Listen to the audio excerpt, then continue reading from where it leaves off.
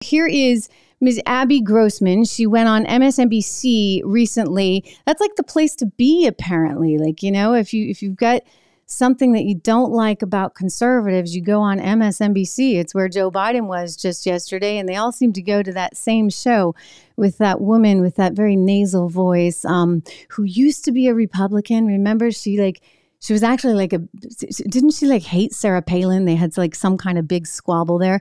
This is the woman who's doing, I think it's the 4:00 show on MSNBC. So anyway, let's see Abby Grossman.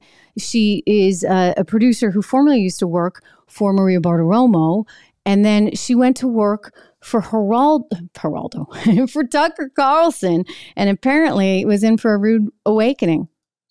Very upset. Are you going to destroy our whole campaign tonight? Because he could do that, and he would call and tell them that if you don't participate or you don't come on the show, we will destroy you. And I was told to tell that to congressmen sometimes, and I didn't. How can I? That was disrespectful. So in addition to the misogyny and the sexism and the anti-Semitism, there was also just this sort of moral growth with me where I reached a breaking point because of all of those things. And I literally did not want to. So, look, you know, I don't know the specifics of her case, but what I would just say is, hey, $12 million is a lot of money. And they are obviously paying this out for a reason. And as an organization, I would just question what was going on there in terms of management, that all that has happened has happened. Where was management? I'll tell you, non-existent. I mean, there's a woman that's supposed to be running things, couple women that are supposed to be running things. And yet it's the woman that was getting really, apparently, according to her, allegedly put in this really, really bad position. So why weren't the women running the network actually protecting the women?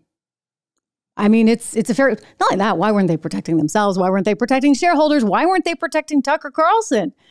I mean, the idea that they had to pay nearly $800 million, that's not good, folks. It's not good for journalism. It's not good for Fox. It's certainly not good for shareholders. I mean, look, the company's loaded. They can handle it, whatever. But they're just shelling out money like over and over and over again. And if you look at who's leaving, it's a lot of people. Can they not pay the salaries? They're probably going to have to run a very, very tight ship.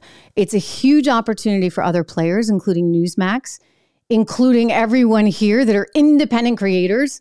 I like that. I certainly love not having to send my scripts in or read a teleprompter and, you know, have somebody marking it up and saying you can say this, you can't say that. But what I would just go back to is that in terms of the company itself, all that has happened should never have happened. But they had a total void in leadership. And when you don't have a strong leader at the helm, you see this in companies all the time, chaos ensues. And so that is exactly what happened. Abby Grossberg making the point that Tucker Carlson kind of had free reign to do whatever it was that Tucker wanted to do. And consequently, it sounds like there was no actual management managing him. But it wasn't just him. I mean, look, you know, Tucker, I actually, you know, some of you may know, I think a lot of times he's spot on and he has absolutely brilliant insights on things. And then sometimes, you know, I think gets a little over his skis on stuff. So I don't agree with everything that he says. But when you're working within a network, sometimes you need that strength, so to speak, at the top. And that's historically, right, what Fox had.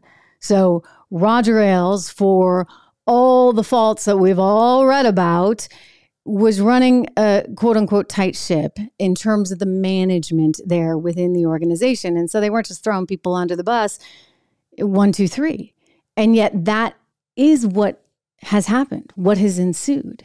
And you think about all the people that have left, and I don't know what's really left there. I mean, they're going to have to cheap out. I don't think that the new 8 o'clock person is going to actually fill the seat with the gravitas and the intellectual capability of a Tucker Carlson.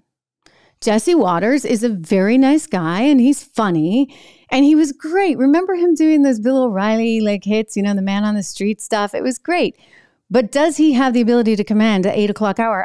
No. Okay. Just no. They had other people that maybe could have done it. Dan Bongino being one, but they sent Dan Bongino packing. I mean, there's probably, a few things going on there. And I'm sure Dan didn't like the sort of suppression that he may have encountered there. Laura Ingraham, very, very smart woman, actually was a clerk for a Supreme Court justice, and yet they're taking her out of prime time and they're moving her to 7. Was it an excuse to pay less? I think the company's hurting and they're going to have to financially shore things up. And in doing so, they're shelling out this money here, there, and everywhere. I mean, they still have another lawsuit coming. In doing so, I would just go back to the root cause of the problem, and that's a lack of leadership. Leadership is everything in an organization and in a country, is it not?